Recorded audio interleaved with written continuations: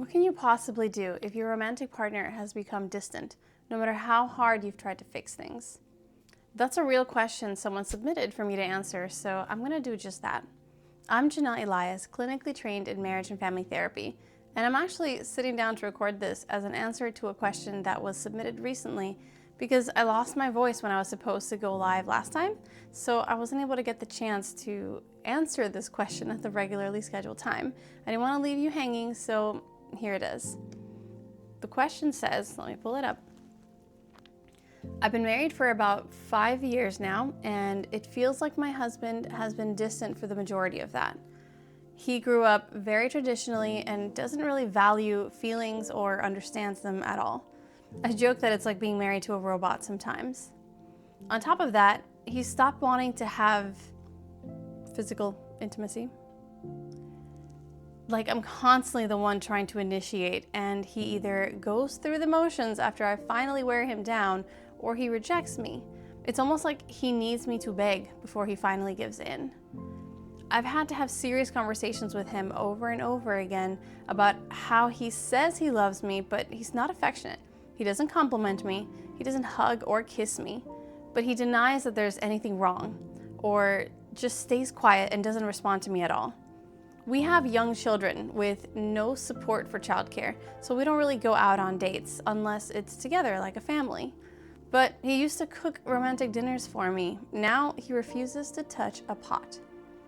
After enough times of feeling like a fool for opening up to him or getting rejected, I'm starting to lose hope. To me, he feels more like a business partner than a husband. I've tried talking to him about it so many times, but it's starting to feel like I'm forcing him to show me love. It's scary to think about the big D word, that's how they have it written here, because I've built most of my adult life around him. I'm embarrassed of having the same conversation with him over and over again. I'm assuming you mean divorce, because there are other big D words, but I digress. They finish with, I'm embarrassed at how little my husband wants to be physical with me, and I'm hurt that he doesn't talk to me or handle my feelings well. It's like he's not attracted to me anymore at all, or maybe even just doesn't love me. I would still go to the ends of the earth for him, and it hurts that he might not feel the same. Can I still fix this, or am I fighting a losing battle? This question was submitted anonymously, so I'm just gonna call you Genevieve. I'm feeling Arthurian today. Genevieve, I have to tell you, you're not alone in what you're going through right now. There are so many married people, not just women, who are married to someone they feel completely disconnected to, wondering if they should just let go or keep trying. The first thing that we need to address is the current imbalance of power in this dynamic. You want him, you're doing all of the chasing, he holds all of the power right now. This is important to note because before we proceed with doing anything about it, you need to start taking back some of your power. There is a concept in the social sciences called the principle of least interest. It states that any relationship, romantic, business, even family dynamics, the person who cares the least holds the most power. If two people are negotiating at the table and one of them really needs this deal to go through more badly than the other, then the one who doesn't need it that bad is in the best seat to negotiate. They have more leverage because they know they could walk at any minute and be fine. You're the one that needs this more badly right now. So they can ask for the moon and you'll probably comply. In relationships, it's muddier because our hearts, our finances, our history together, even our reputations are on the line. We have a lot at stake if things don't work out. So we kind of need it to, or so it can feel. Genevieve, you said a few key things that stood out to me about this, so I want to highlight them. Let me find them again. 1 second. It's almost like he needs me to beg before he finally gives in. I've had to have serious conversations with him over and over, but he denies that there's anything wrong or just stays quiet and doesn't respond to me at all. It's starting to feel like I'm forcing him to show me love. And probably most telling of all, I would still go to the ends of the earth for him, and it hurts that he might not feel the same. I understand the urge to want to push to be treated better. We don't want to give up and throw everything away, but we don't want to live like this either. So the only option we see is just to keep talking to them about it. In fact, in a previous video, I addressed that feeling of if I could just find a way to communicate this better to him, he would finally understand and start changing his ways. But this isn't the answer, sweetie. What we actually end up doing through all of these different attempts at talking to him over and over and over about it is that we're perceived as just nagging. The message falls on deaf ears, nothing changes, and you both drift further apart. Your first step here is to take back your power, not by caring less per se, but by forcing yourself to shift your focus to other aspects of your life. Let me ask you, while you've been wasting away in this unequal relationship, how's his physical health been? Your mental health, your social life? Are you happy, satisfied, and fulfilled in all of the other areas of your life? Without knowing you, I'm willing to bet, just on my years of experience alone, that some of these have been falling to the wayside. So this is your invitation to self-evaluate. What areas of my life, aside from my marriage, are not where I want them to be? Then start making plans to improve those little by little. That might include your education or career aspirations. Assuming that you are working, are you doing your dream job right now? Is there anything you would enjoy doing better? Are there classes or trainings you could take to start moving in that direction? If career growth isn't one of the areas you'd like to improve, that's fine, but what can you be doing instead? I've said it before and I'll say it again, focus on creating a life so fulfilling that any partner that stands by your side only complements that, rather than becoming the full center of it. You've mentioned that you've built most of your adult life around him, right? So now is the time to start making some corrections. The bare honest truth here is that if he leaves, you'll have to rebuild your life on your own anyway. And if you guys end up working things out, then you both only benefit when the relationship is made up of two independent, fulfilled individuals who choose to come together to add to each other's happiness, not be the entire source of that happiness. Plus, by doing this now, you can model for your children what they should be striving for in their own lives later on as well. So that's step one. Take back your power. We're done begging for his affection. We're done sharing our feelings with someone who is currently not interested in hearing them. And we're done nagging him into treating us better.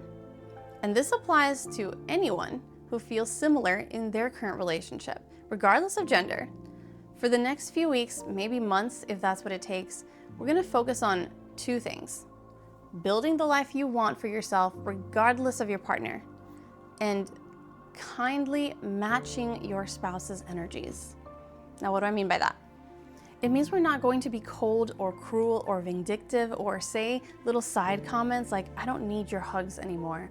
We're just going to stop. Let the silence speak on your behalf. Where you were once begging to be touched, for now, stop asking. He's already showed you that he isn't interested in talking about feelings, or maybe doesn't know how, which we will address shortly. But for now, stop sharing your feelings with him. Talk to a friend or write in a journal. If he's not making it clear that he wants a certain closeness or interaction, don't volunteer it. Pull back a little bit. Not to get a reaction out of him necessarily, but to stop giving away your power. If you are kind but firm in your silence, he will start to notice that distance. And guess what? That's not you throwing a tantrum or being manipulative, because that distance he is now feeling was already there. You've been feeling it for years. The difference is that all of this time you were overcompensating for that distance by pulling at him harder, chasing him, which was only really pushing him away further. And now you're going to stop making up for that gap. So you're just gonna let it exist. Let him feel it too. If it's uncomfortable, redirect your time and attention to more of those things you're currently working on to fulfill your own life. If he reaches out with a snappy comment, you know, the ones that used to send you into an hour-long argument by text or something, you're not going to take the bait this time. Just don't engage. It's not easy because it takes discipline over the self, and that's a difficult pattern to break, but you can do it. What will happen if you do it correctly is that he will start to feel the natural consequence of what has been slowly brewing between the two of you all of this time. And then he's going to do one of two things. Ignore it to see how long you can keep it up before you go back to your old habits, or reach for you because the distance feels uncomfortable and he doesn't like it. The key to being successful in this step is really committing to improving your own life the focus. If you go through the motions of giving the silent treatment and focusing on just getting him to react, this won't work, and you'll actually be giving up even more power than when you started. Your time, energy, and attention has to be genuinely on creating that life you want for yourself and all of the other areas that are not your romantic relationship. Now, let's say you do this. You spend the next few weeks or months working hard to become a healthier version of yourself. You're reconnecting with your friends again. You're improving your spiritual life, however you define that. Maybe you even got yourself a raise at work or a new position that pays better thanks to all of that hard work. And this whole time, you've avoided the usual patterns of nagging and arguing with him over not loving you enough while still remaining peaceful about it. So now what? Most of the people listening to this question are going to immediately say, just leave. Why stay with someone only to be miserable? And while you and I both know that there is some logic to what everyone else might say here, and this might honestly end up being your best option, we also know that walking away is a lot easier said than done. Personally, it's a big peeve of mine when I see people online asking for advice and the majority of the comments are unhelpful or just telling that person to break up. I know it's not always that simple. If it were, you would have done it by now, right? Especially when you still care about him and are holding out hope that things can still improve. So I will just say, now that your life is so much better, regardless of your spouse, you are in the best position to leave if you decided to do so.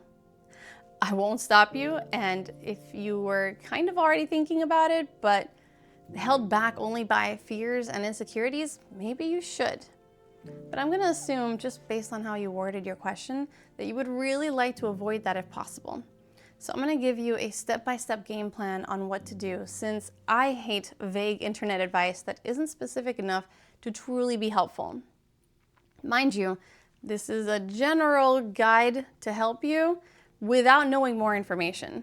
So use wisdom and discernment when you think about whether or not to apply it or how to do so. The first step, we already started.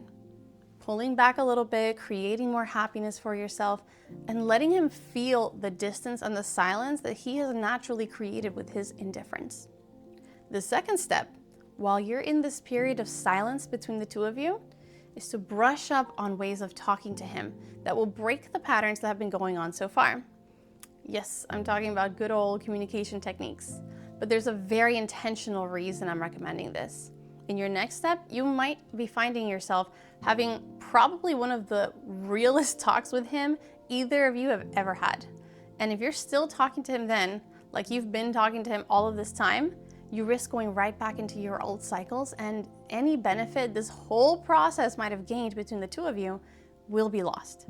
So prepare for that conversation by learning some of the ways that you were communicating before that were unhelpful and gaining some new skills to break those old patterns. I've done several videos on communication techniques if you want to start with some easy to follow free content, but there are also excellent books and materials on this subject that you could read, listen to, or study on your own. Better yet, work with a trained, competent professional that can be a big help here because it speeds up the learning process and walks you through some of that self-awareness that we so often have in our blind spots.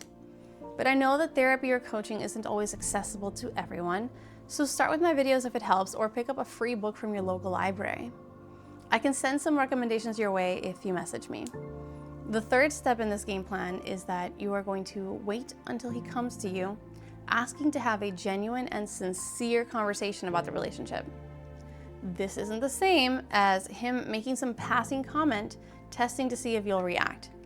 He needs to be requesting a real sit down with you. If he never approaches you, asking to talk things out, Genevieve, you have your answer right there. People don't change unless they want to. If you have backed off and he feels you pulling away and he doesn't bother to try to do anything to repair that gap between you, sweetie, actions speak so much louder than words. He's not interested. And you can't make him. Salvage what you can of your life and give yourself and your children that clean break you all deserve. But let's say that he does approach you one of those days and in his own roundabout way genuinely tries to have a conversation with you about the silence he's been feeling lately. Now is when you're going to have a very different type of talk than you've probably ever done. As tempting as it is, you are not going to start telling him all over again all of the things you were complaining about before, now that he's finally listening. You are going to run what I call relationship vitals. This is something all long-term committed relationships should be doing from time to time. And it goes by many names, but it's where you both take turns discussing, is this relationship currently meeting your needs? If not, what do I need to do to help make that happen? This is why you needed those newer communication skills, by the way, so that you're able to speak in a way that isn't defensive and helps the conversation be productive. Mind you, he hasn't been spending all of his time working on his own communication skills, probably. So you'll need to be a little bit patient with him here, maybe even showing him some of the stuff you've learned so you're both on the same page, if he's open to it. In this meeting, you are finally going to be able to tell him what you need out of the relationship. Let him go first if he's willing, but once it's your turn, here are some ground rules for you. This kind of improvement takes a lot of attempts. Nobody gets it right on their first try. So start out by only choosing one thing that is your biggest need right now. Then break it down to a very small, simple task. For example, if you're saying he doesn't know how to handle talks about your feelings, one thing you could ask for maybe might be that once per week you both sit down over coffee and he's just going to listen to you talk. And at the end, he has to repeat back to you one thing that he understood from what you were saying and then remind you that he still loves you. I don't know, the possibilities are endless for what you could ask for, but you see how we're not just gonna say, well, just be better about feelings. That's a big ask and takes a lot of work and time to improve on. So we're going to choose one low-hanging fruit to start out with, and we'll build momentum from there.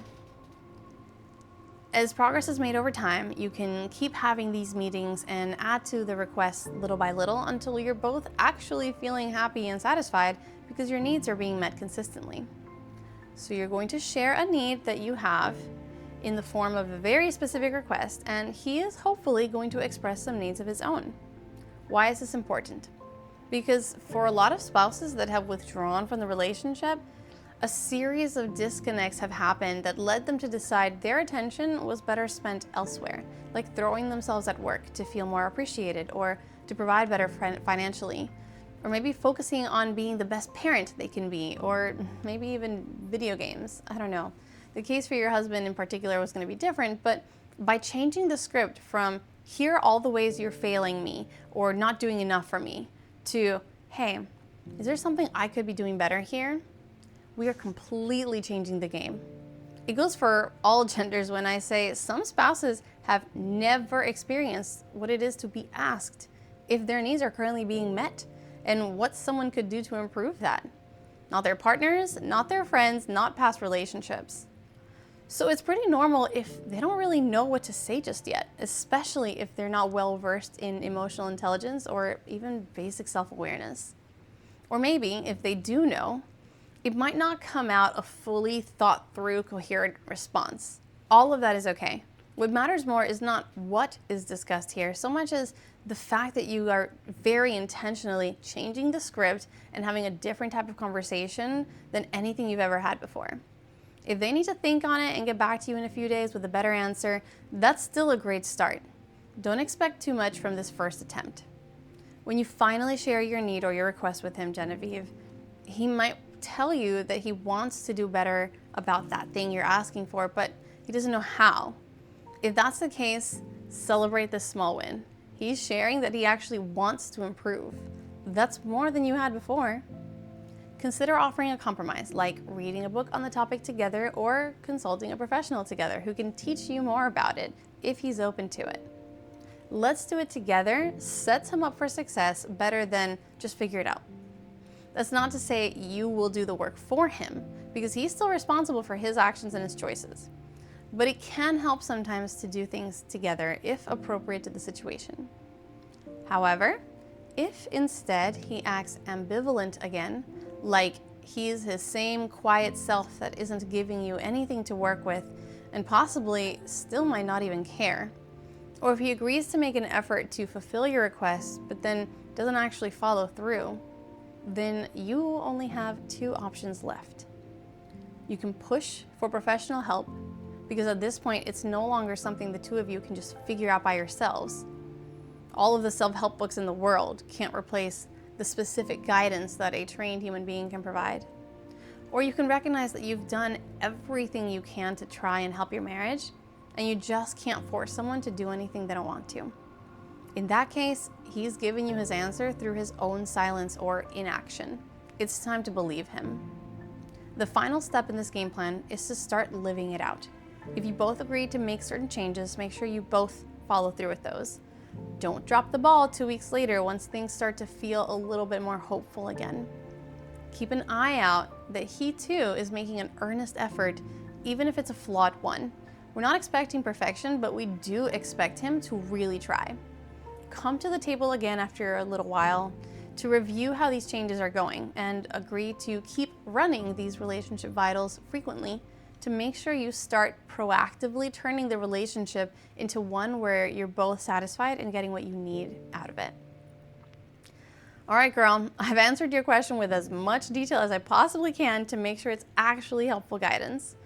I wish for you lots of wisdom in learning what next steps are right for you, and hope that no matter the outcome, you do succeed in building the life for yourself that you deserve. Reach back out to me if you have any follow-up questions. The link to submit questions is, as always, at the bottom of this episode's description. Remember to subscribe if you haven't already, so you are notified when I go live to answer these and other questions. And to everyone watching, we'll talk again soon.